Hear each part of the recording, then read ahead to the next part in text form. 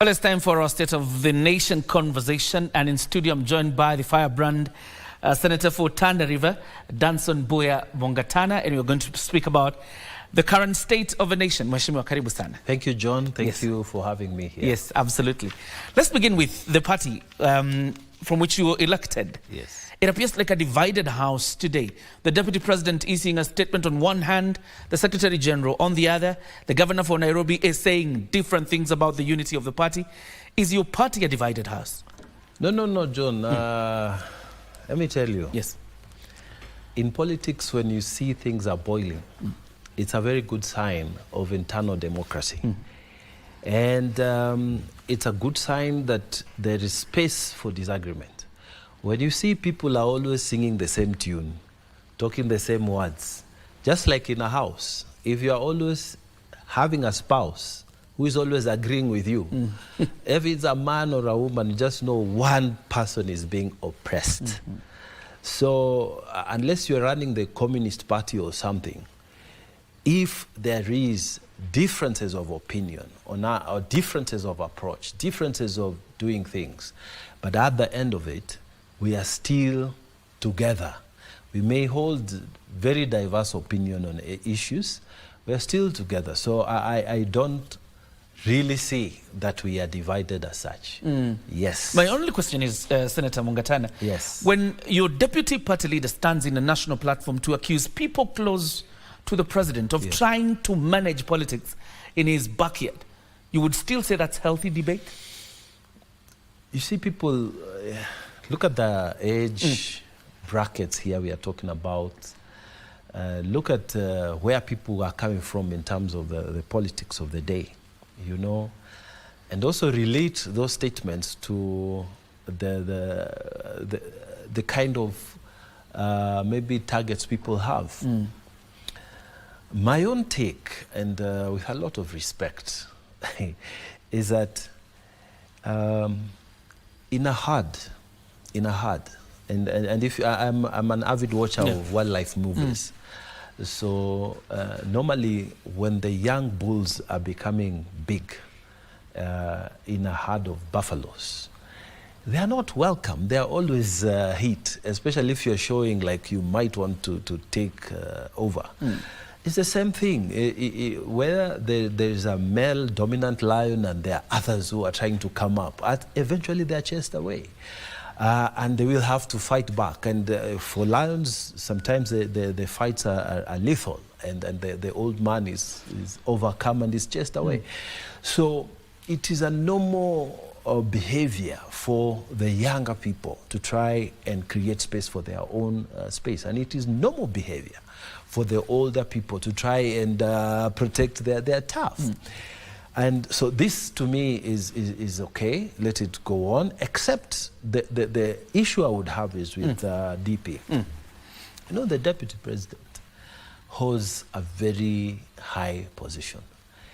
And the Constitution says he's the principal assistant to the President.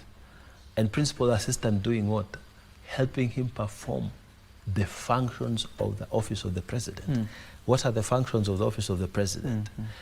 Opening Parliament, addressing the joint sitting of both Senate and the National Assembly, you know, appointing diplomats, nominating people to be cleared by Parliament for high positions, declaring war, you know, exercising the prerogative of masses and all those functions. And being a symbol of national unity. Being a symbol of national unity. So that's the office of the President. Who is the principal assistant? The Deputy President. Which means where, for God forbid any reason, we have temporary incapacity on the holder of the office of the President, the symbol of unity will be the principal assistant. Where we have death or resignation or you know, impeachment, the principal assistant would be the Deputy President. So that makes that position a very sensitive position. In Kenya, and like other countries like the UK or Japan, where we have a king, the king is the head of state. And then we have the people in the politics, you can do whatever you want. The state continues. But in Kenya, after independence, the system changed. So the head of state and the head of government are one and the same. So the head of state is the symbol of unity, but he's also the head of government. So in this country, then, the president, who is a symbol of unity, is principal assistant, is the deputy president. So for me, if I was the DP, I would be very careful about what I say. And there are statements that you can't say as a deputy president. For example, you faulted him the other day, yes, regarding his proposal for 1 man, 1 shilling, 1 vote, and particularly targeting towards Mount Kenya. Yes, and I will tell you, John, you know, and the Kenyans listening to me, if you are saying, I will unite Mount Kenya, that's not a good position. So what should I say? Should the Constitution also create a deputy president in the South, in the Southern Rift, to unite Southern Rift, or in the coast to unite the coast, or in Northeastern to unite the Northeastern, or a DP in Nairobi to unite Nairobi? I mean, all the old provinces. So we are calling for 8 DPs. I think those statements, or a statement saying, I'm a believer in 1 man, 1 vote, 1 shilling. Obviously, Mungatana will come and say, you can't say that, because those are 1965 policies that deliberately excluded economically through sessional paper number 10 of 1965. They excluded us. When those sessional papers, that sessional paper was done in 1965, we gained independence in 1963, barely 18 months into our livelihood as a state. And then it was prepared in a hurry. And all they said was, we are going to invest in high potential areas, which meant that places like Tana River County, where I come from, and other places, we were not going to invest in those. And you're collecting taxes from all of us. And then you're not investing in us. So it was a planned economic segregation.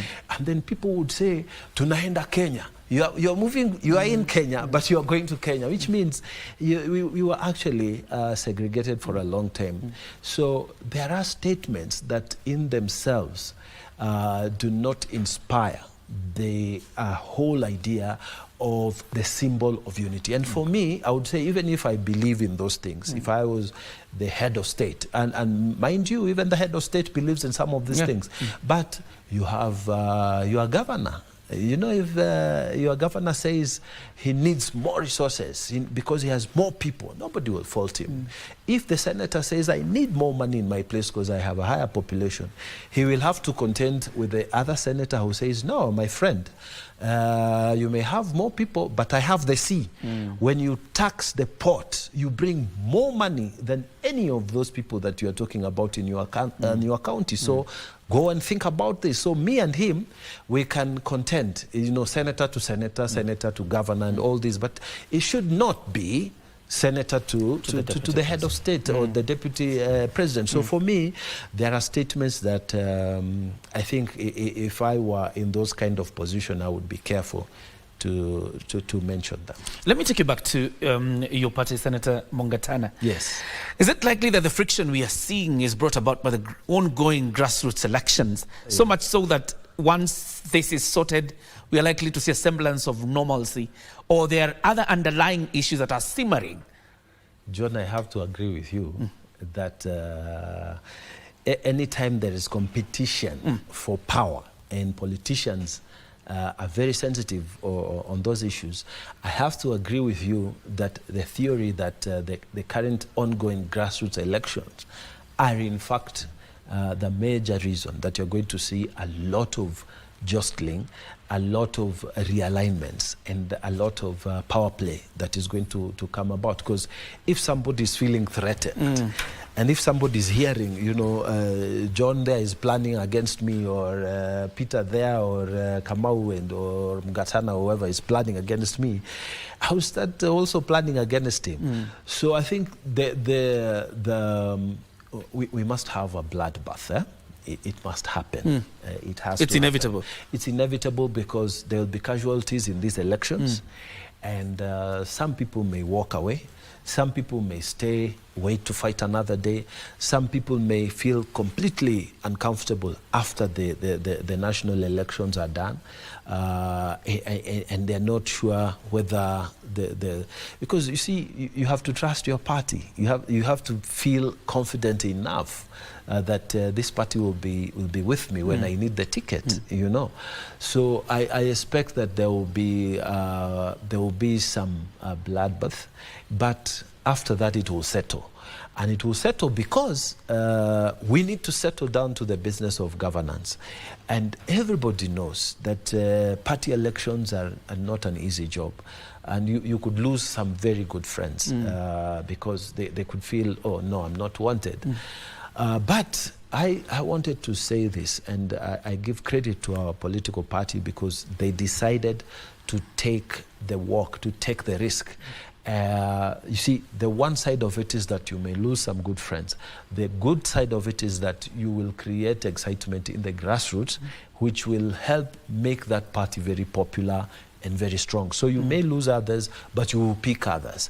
And the only prayer I would make is that let us make the system very good, very efficient, so that even those who may not secure positions they target during these elections will stay on and feel confident enough that the systems are so good that if they won the nomination now for party tickets, they will be able to get the tickets without a problem. So we have to create a good system so that we retain that people are transparent, good political party. Yes. How would you respond, Senator Mungatana, to those accusing the party of being insensitive? Amid the raging debate around the finance bill and the high cost of living, the party continues to conduct business as usual in the middle of these things. No, I don't think that's a fair accusation. I think what we are having right now is the finance bill. And the finance bill are just, you know, there's finance, and then there is appropriations bill. Finance is how do we get the money. So all those will be proposals on the excise duty, proposal on income tax changes, proposals on VAT changes, all to proposal on Tax Procedures Act changes, which will mean there will be losers and there will be winners. Within those proposals, depending on the business sector you're doing, you will be impacted.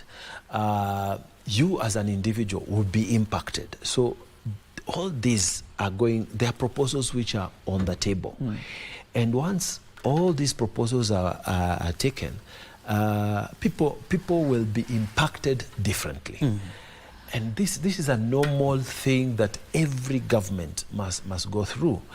And so it's not, I don't think the two are correlated, that you say we are doing business as usual, and yet we have the issues. No, the issues of government are time-bound, you know, and for the issues of the party had to do these elections early so that we can manage the fallout in good time. And you see, when our UDA party announced, the ODM also copied us. You know what I mean? Because they also saw the need for them to follow the leaders.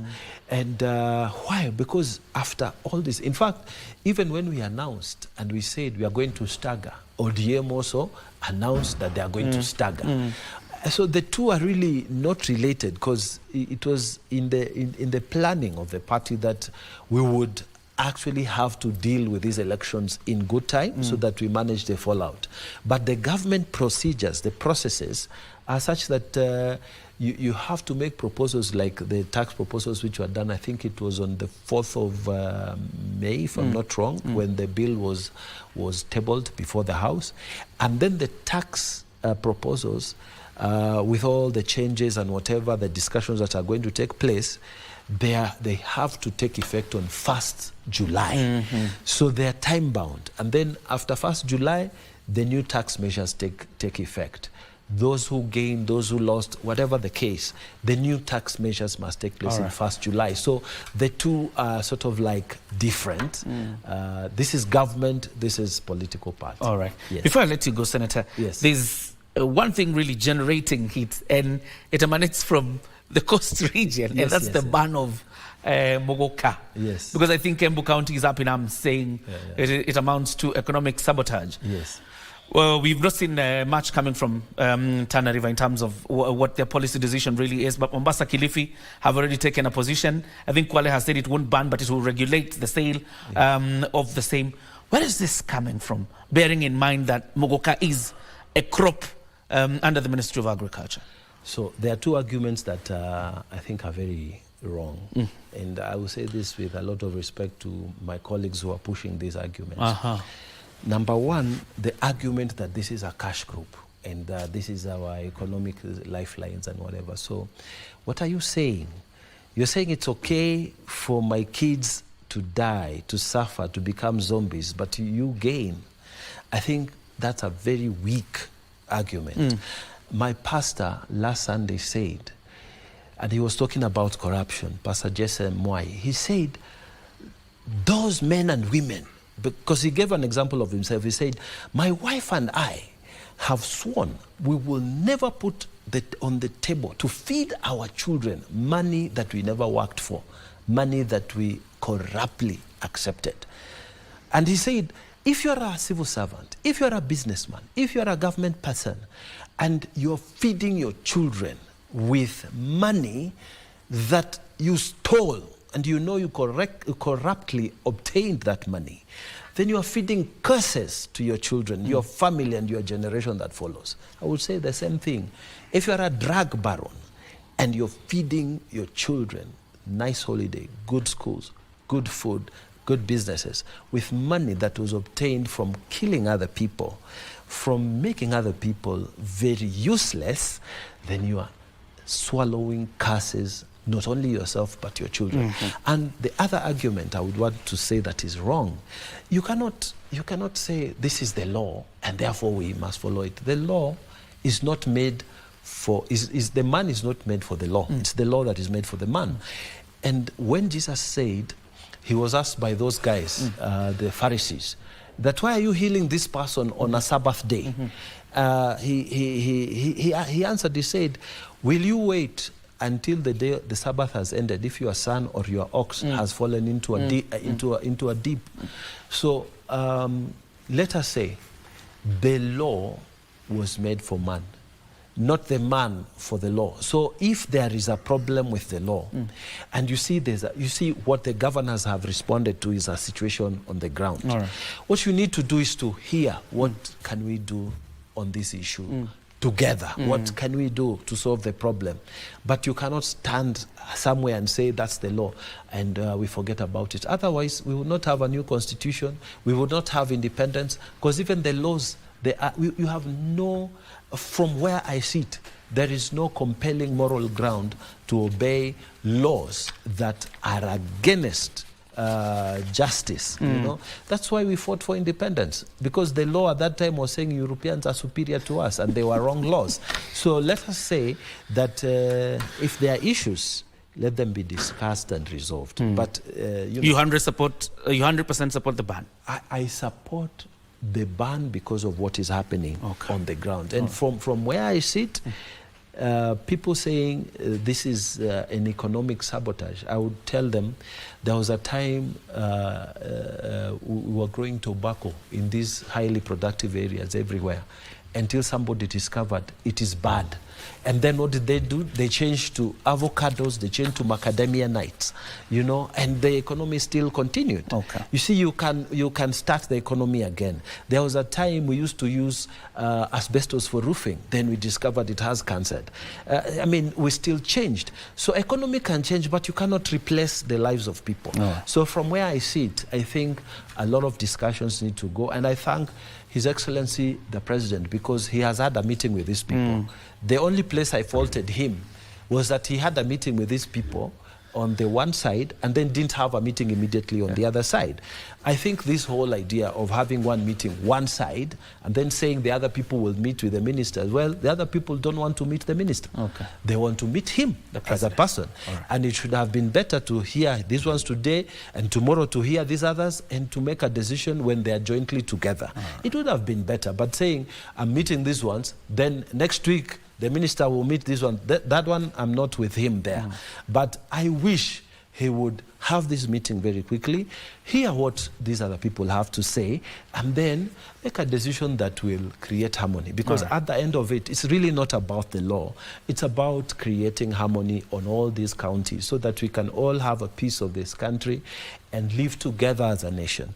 But when people start feeling, mnatuonea, you know what you're doing? It's not even good for our party. You are giving an automatic second term to ODM. In some of those counties. So let's also be sensitive to even to the politics of the day. So from where I sit, I pray that some sensitivity will be handled around this area and people will come to an agreement and people will not feel that they are being sat on because it's a bad feeling. Thank you very much, Senator Mungatana. It's so short. I agree completely. But thank you very much for your contribution. Thank you, sir. We thank you very much for your time. Unfortunately, we have to put a cap on Prime Edition tonight. Thank you very much. And thank you, Senator Mungatana, for your incisive debate, really. Thank you, and God bless you. Have yourself a fantastic night. We'll see you around. Thank you, sir.